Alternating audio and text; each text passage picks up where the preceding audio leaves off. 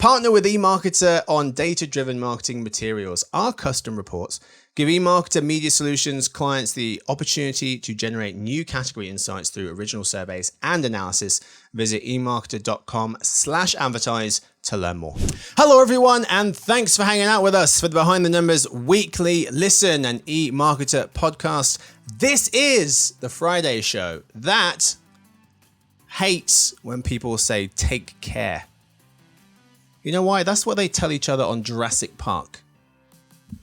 It's too intense. I've told people to take care thousands of times, and they've never been attacked by a dinosaur after. That's my thinking, is are there dinosaurs outside? Because if I get eaten by a raptor, then someone will be like, warned him. Blake, you meant they've never been attacked by dinosaurs yet. Just say goodbye, all right? Risks. It's freaking me out. I think take care is supposed to be it's a term of endearment. Like, I care about you. I want you to take care of yourself. I'm just going to assume that. Maybe not about you, Suzy. Anyway. So much to say, and yet we only have 30 minutes. Marcus Johnson, so in today's show. Trying to understand what's going on with consumer sentiment. Is the era of one-stop grocery shopping over? How much will AI move the creativity needle out of 10? What do we make of this digital twin concept? And a huge Olympic milestone. Join me for this episode. We have three people. Let's meet them. All are based in and around the New York area. We start with our Vice President of Content covering digital advertising, media, and technology. It's Paul Verna. Great to be here. Thanks for having me. Hey, fella. We also have our Senior Analyst on the Retail and E-commerce desk, Blake Droesch. Hello, everyone. And finally, we have our Vice President of Content who heads up our Retail and E-commerce desk. It's Suzy Davidkhanian. Hi, everyone. What do we have in store for you? 3 segments, a story, a game, and some trivia. Let's do it. We start, of course, with the story of the week. All right, folks, we start with a story about consumer sentiment. So, storm clouds cast a shadow over the US economy, making it harder to convince consumers to spend. This was the title of an article written by our Retail Briefings analyst, Zach Stambor. He thinks that whilst consumers have been remarkably resilient over the past few years, they may be reaching their limits. A couple of signals is evidence to that. One, the labour market is weakening, he writes. Unemployment rising to 4.3% in July. That's over half a point higher than it was in January and the highest since October 2021. Signal 2, consumers are struggling to pay off their credit card debt. The share of past due credit card balances reached the highest level since the Philadelphia Federal Reserve began tracking them in 2012. And Signal 3, forecasts trending down. The Atlanta Fed revised both Q3 GDP growth and consumer spending down a bit. However, on the glass half full side of things, Matt Ott of the Associated Press notes that the Conference Board's Consumer Confidence Index that measures Americans' assessment of current economic conditions and their outlook for the next 6 months rose to 100 points in July from 98 in June. There's Market Watch articles about how things are actually better than people think.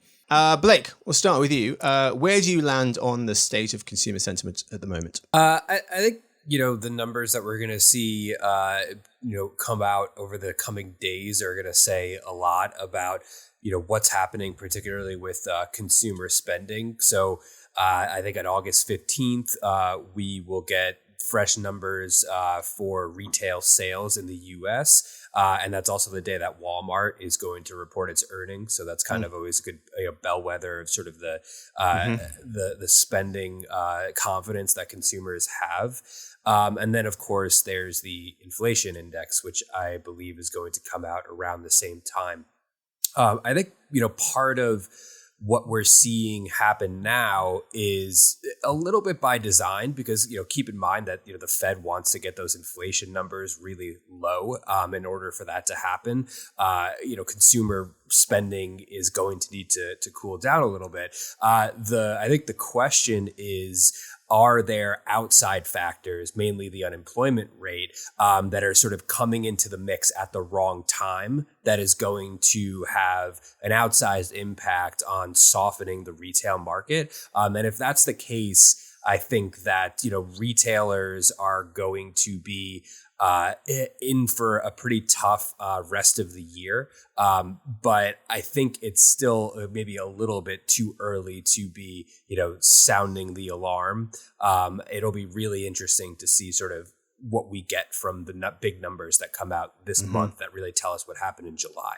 Yeah. Zach made a really good point in his piece, which sounds very simplistic, but I think he hits the nail on the head. He says consumers just don't feel great. And consumer confidence, according to key indices, one from the Consumer Confidence Board, the other from the University of Michigan, are both, I think this is such an important point, below pre-pandemic levels by a lot. Consumer confidence is 25% below its February 2020 peak, according to the Conference Board, and the University of Michigan says it's down by over 30% from its pre-pandemic levels. And I think part of that reason why it's down so much is because we're living in a much more expensive world. Grocery inflation eased to 1% in June's CPI report, but food prices are 25% higher than in 2019. So it feels, Paul, like there's a bit of cognitive dissonance here, which is I look at the unemployment rate, it's around 4%. That seems pretty decent, even if it ticked up a tiny bit. I'm looking at inflation, it's around 3%. That's down from the heights of 9 2 summers ago. And I'm looking at GDP growth, and Q2 was pretty damn good. However, I'm living in a much more expensive world, and so people are having to reckon with these different set of metrics, which are kind of giving them different messages. Yeah, I think that's the problem. And when we talk about sentiment and confidence, those are soft terms. So if you juxtapose them with hard statistics, the two don't always match. So when you look at the statistics, the economy has been doing quite well. It's definitely been jolted over the past week or so. But in general, inflation has been trending down. The unemployment rate has been very low. And a lot of the numbers just add up to a relatively strong economy, certainly stronger than what I think a lot of economists predicted, which was a full-blown recession in the US, which we haven't really seen. But it's true when you look at your own grocery bill, which is one of the biggest things you spend money on, and it's a very present thing in people's lives. If those prices have gone up by as much as they have, then none of the other stuff matters. What you're going to feel is what that bill actually looks like on your credit card or in your bank account. And yeah, I mean, it's anecdotally, I find that it's not just groceries, but like you go to a restaurant and those prices have gone up by way more than any of the inflation indexes.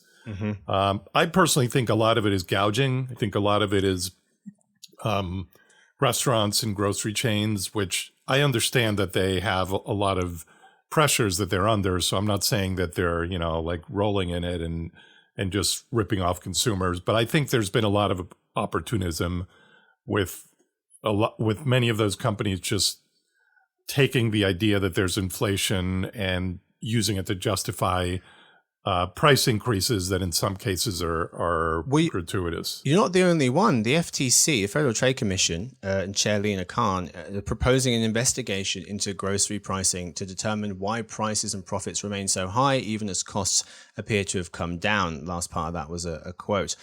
So it seems like that, maybe there is a bit of smoke here and people want to investigate a bit more. Suzy, how about you? I mean, which numbers are you paying closest attention to, and where do you land on this kind of glass half full, glass half empty consumer sentiment? So I think everybody knows I'm usually glass half full, but in this instance, I think it's just a slow burn. And I think it's impossible to look at any one item alone, and that some of the sentiment or consumer confidence numbers sort of lag behind some of the more important numbers in the US. A lot of the economy is driven by spend.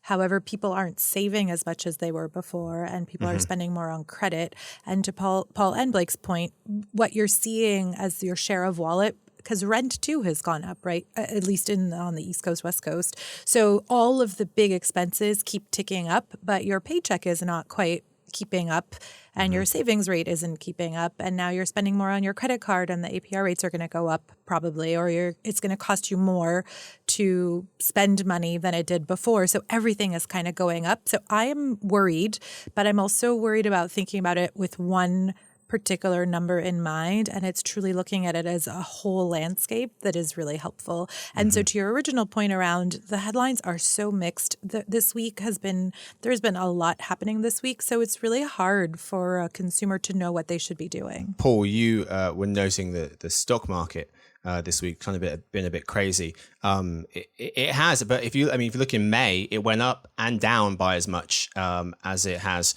in this most recently. So we see those fluctuations. We don't see them as quickly as we saw this week. But yeah, it depends on whatever article you read will kind of determine how you feel about the state of the economy. Dana Peterson, the Conference Board's chief economist, thinks it's all about two things, prices and interest rates at the moment, saying even though consumers remain relatively positive about the labor market, they still appear to be concerned about elevated prices and interest rates and uncertainty about the future. And if you think about what they have control over, consumers, it's where they're spending, if they can trade down and find value in things, and they're going to do it. And we didn't talk about the bifurcated customer, but I think we're also seeing that in terms of like higher end, lower end. We're going to see different stories pop up. Yeah, that's a good point. That's where we'll leave the story of the week. Let's move now, folks, to the game of the week. Today's game, the Super Duper game. Make me laugh. There's no game. There are no points. There is a game. There are no points, though. Are there winners or losers in this game? Does somebody win? Yeah. No. What do you mean? No, as always. Okay. Suzy doesn't think there's a game when she loses. And then No, when she I don't wins. think there's a game when there are no rules. There are rules. Don't talk over me is the main rule. How does the game work? 3 rounds. Today we have fill in the blank, move the needle, and the random scale. Oh, mysterious. The better the answers, the more points you get. Round 1. We start with Paul, playing fill in the blank, where folks do that. The era of one-stop grocery shopping is over. Americans are dividing their food shopping among more stores to save money, writes Rachel Wolf of the Wall Street Journal. The evidence, she notes, 1. Grocery shoppers are making 8% more trips than they did last year, according to Alex Partners, and buying fewer items at each stop. Number 2, folks bought groceries from an average of nearly 21 different retailers from March 2023 and February 2024, according to Numerator. That's up from 17 retailers the same period 4 years ago, from 17 to 21. And number 3, in addition to visiting more stores, shoppers are also traveling to cheaper zip codes to shop. Fill in the blank, Paul. The idea that the era of one-stop grocery shopping is over is blank. It is definitely true until it returns again in a few years. Oh, tell me. There's a good reason why this is happening now. I think we talked about this price inflation, and as a reaction to that, people are seeking out better deals, which they always generally do. But there are also times when people feel more flush or feel like the cost of buying everything in one place outweighs the inconvenience of making several trips and keeping track of what, where you might save 20 cents on an item.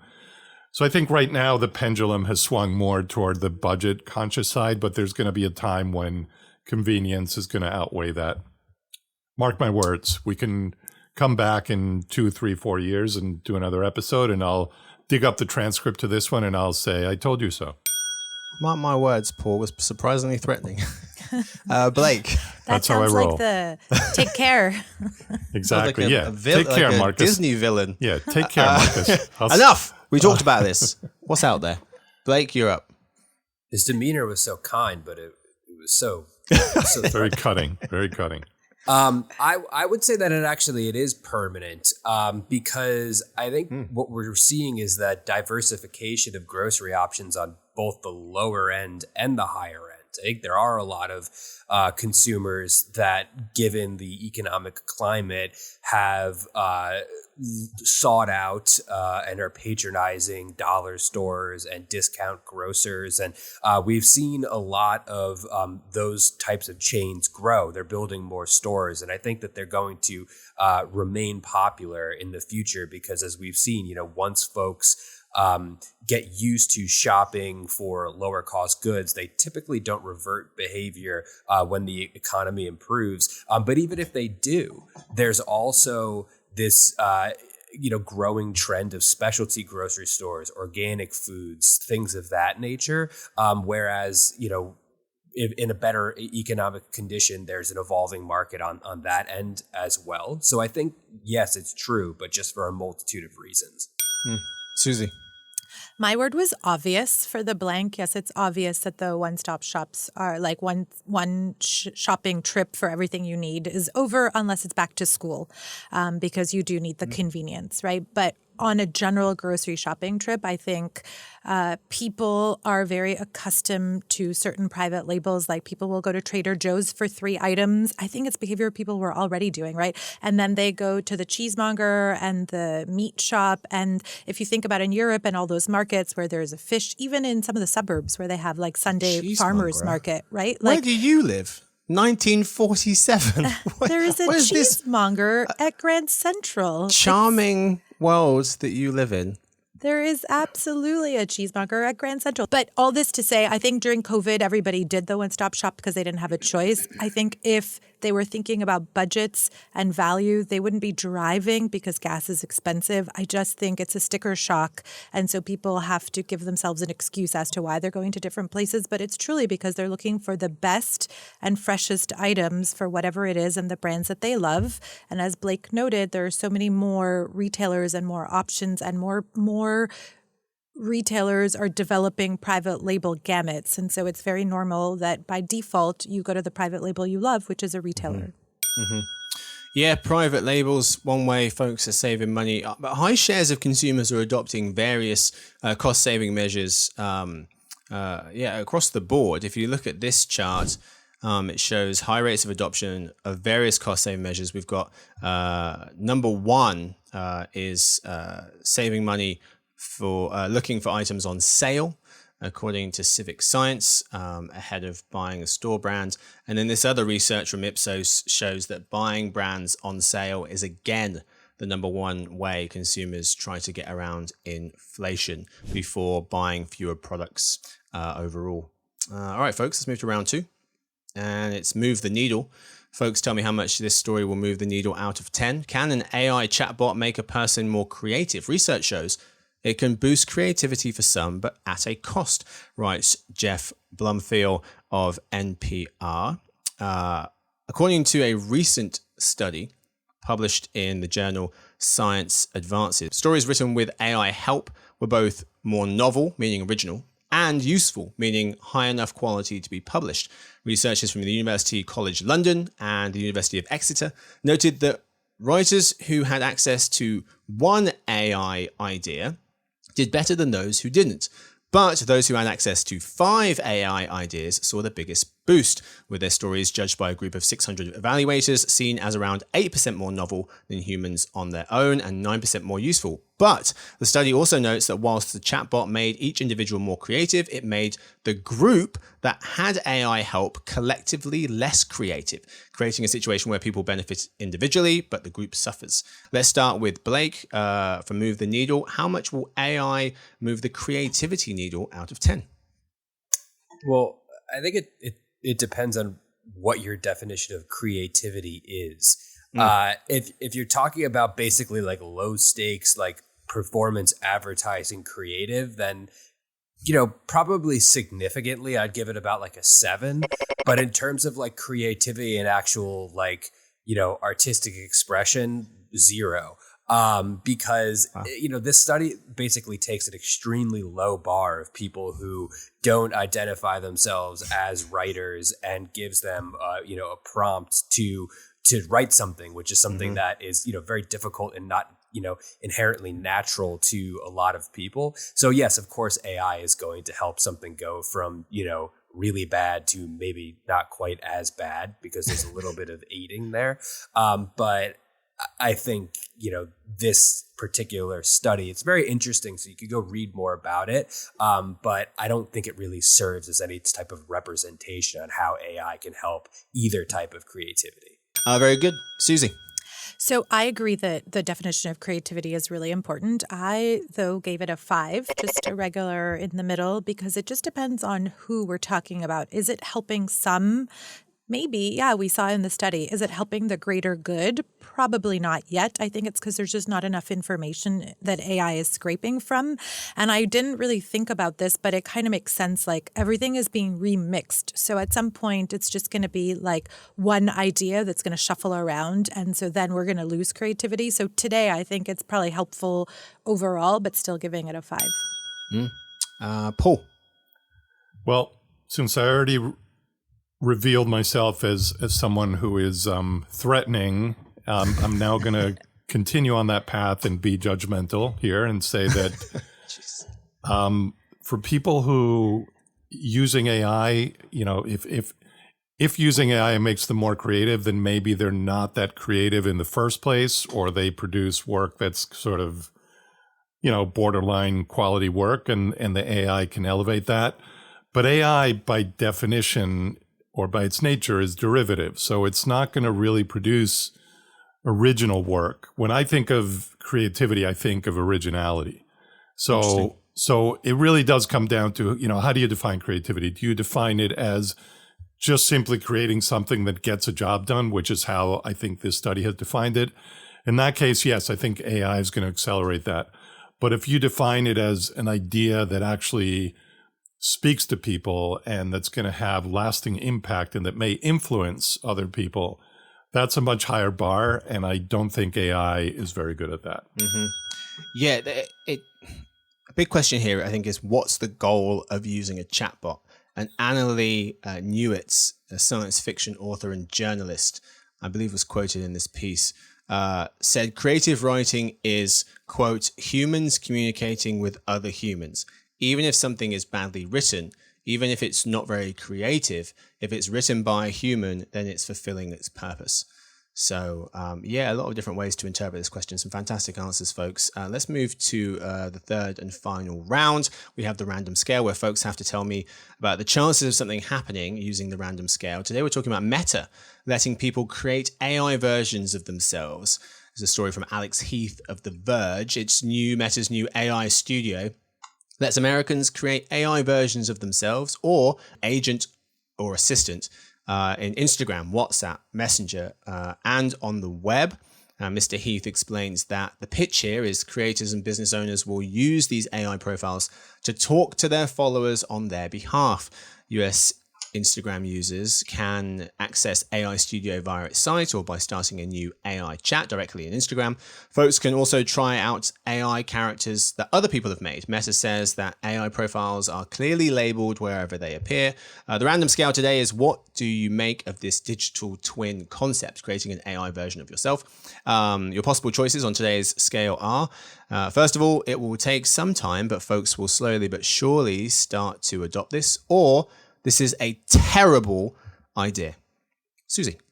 So I don't think those choices were all inclusive. So I'm just adding, It's like, it's already happening in different ways, right? So Roblox had the skins for your avatar, right? And then there's like the Bitmoji. Remember the Bitmoji app where you could make yourself?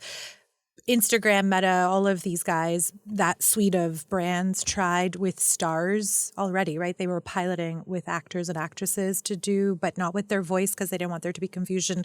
So it's already happening. There are a lot of hiccups before it becomes everywhere all the time with everybody's acceptance, like hallucinations. And will the chatbot give me wrong information, or will it tell me to do something that is really bad, or will it give me advice that is actually very singular? We just talked about how it's a remix of data. So I think it's going to be on steroids at some point, but today it's sort of like just starting out.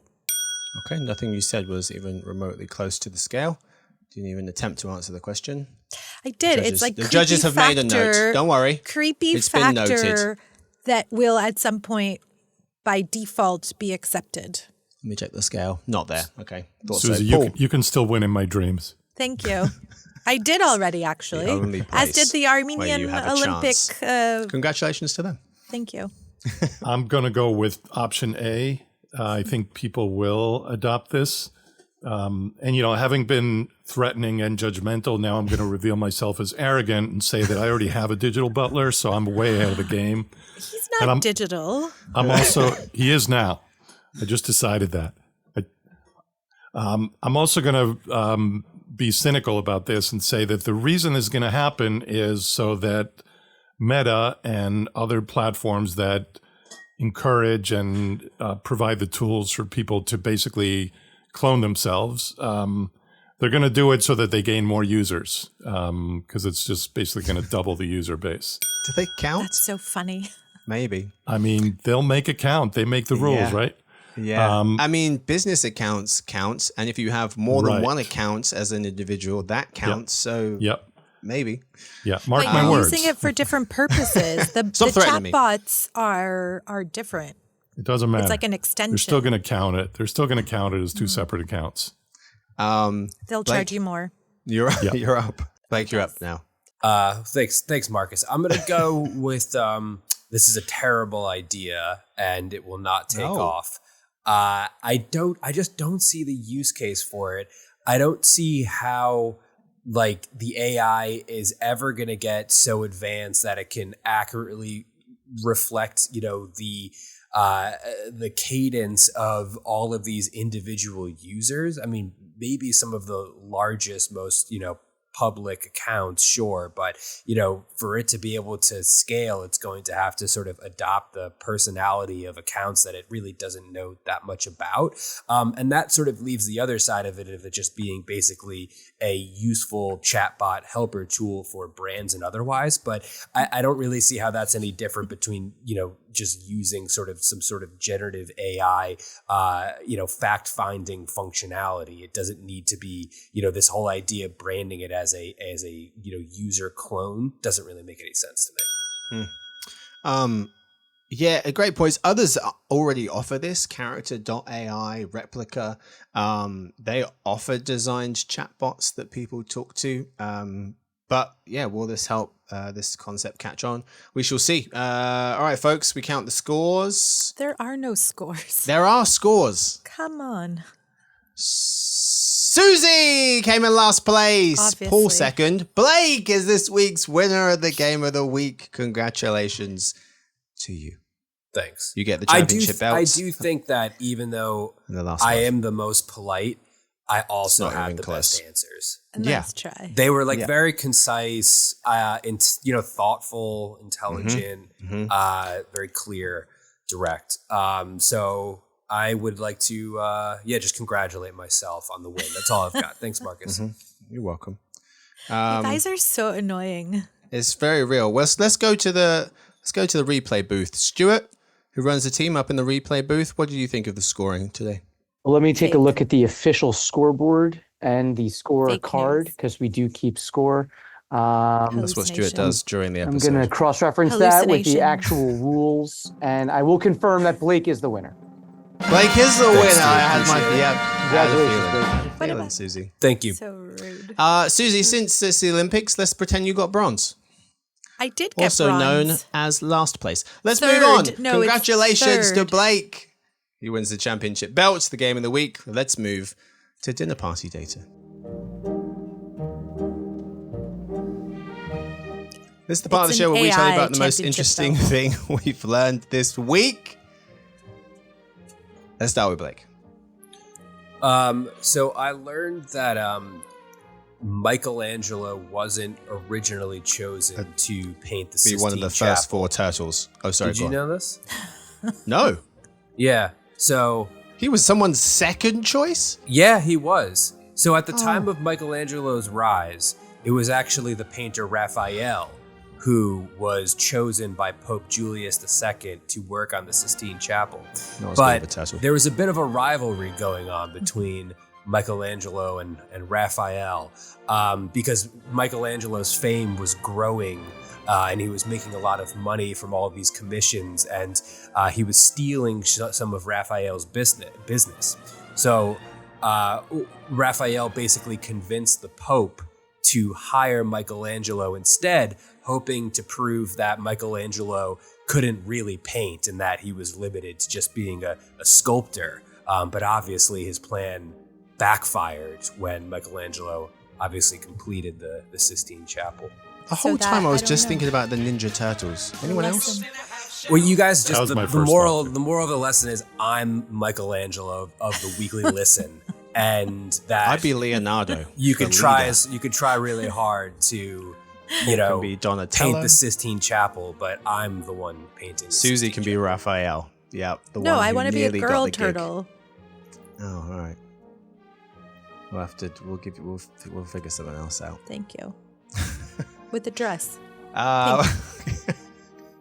Paul, you're up. All right. So my dinner party data is dinner party trivia today.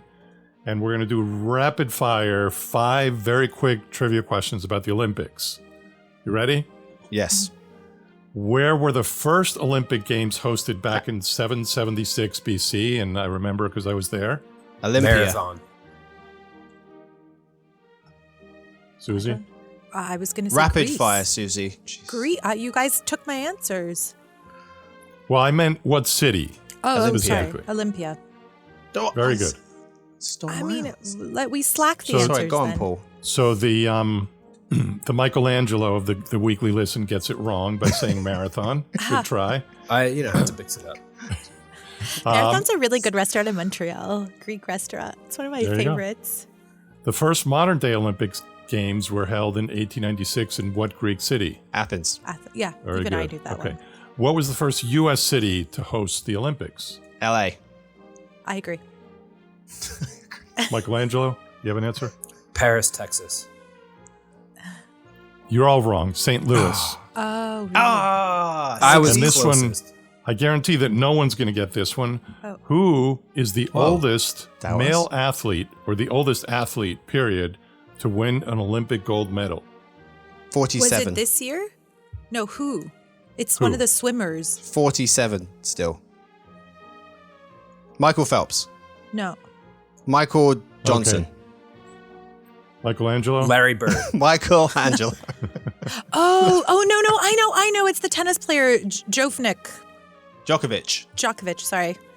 Well, you're all wrong because Oh. he was 72 years old, and it was What?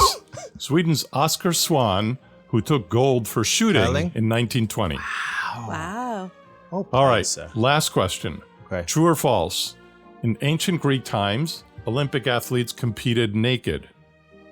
True. Maybe. We have 2 trues and a maybe. Yeah, maybe. What is that? A half point Yeah, investment? Yes. it is true. Oh. It is true. Just cut 'Cause me they in. were all Cut me in men. saying true. Wait 1 second, Suzy. True. All right, cut that in. Very nice, Paul. I feel like I won that one. We don't have Nice time to job. count the scores. Just assume I'm right. Suzy, you're up. So I came across this very cool A/B Tasty and Pollfish survey / report on decoding online shopping. And I'm not sure how they did this, but they have segmented shoppers into 5 categories: confident, knows what they want, review-oriented, comparison-oriented, detail-oriented, and speedy, just wants to check out as fast as possible. So I was wondering, which do you fall under? How would you self-rate? I feel like I'm all of those things at any Depends on the day. any Yeah. given time. So I Same. don't understand how they would possibly be able to classify this. Well, it was in the 3 months, like you had to make a shopping trip and purchase in the last 3 months. So maybe it was based on what you bought last in those 3 months. 28% say they're confident and only 10% worry about speedy checkout. But that might be because one of the biggest factors influencing when you leave with something in your cart without making a purchase, 1 in 3, do you know what it is?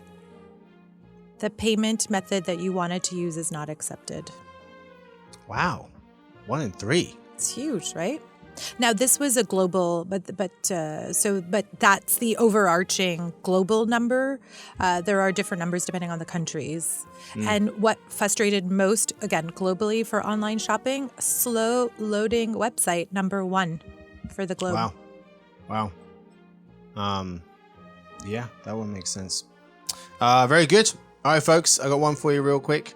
As I said before, a huge Olympic milestone. For the first time ever, an Olympic Games has achieved gender equality.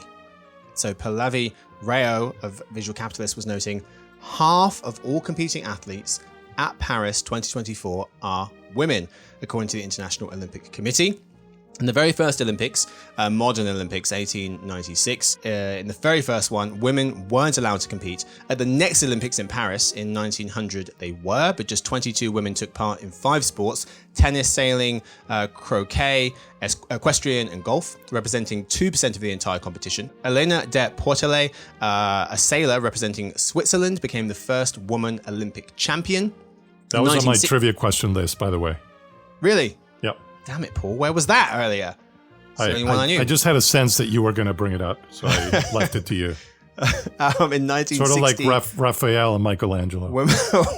Women accounted for just 10% of all athletes. So 2% in 1900, 10% in 1960. 30 years later, at the end of the 80s, it reached a quarter of athletes, 1/3 by 96, and now 50% at the 2024 Paris Games. However, there's work to be done. Mr. Rao notes that beyond just the competition, women are still underrepresented on the coaching and refereeing side, pointing out that only 5 sports, tennis, triathlon, canoeing, sailing, and hockey, have achieved gender parity in their judges. And we won't even talk about the money because we're definitely not there yet. Yep, so there's still work to be done, as there always is. That's all we have time for this episode. Thank you so much to my guests for hanging out with me today. Thank you, of course, to Suzy. Thanks for having me. She gets the bronze. Thank you to Paul. Thank you. A solid silver. That took a little bit long for you to say thank you. Don't appreciate that. And thank you to Blake. That's because, The chatbot. The gold.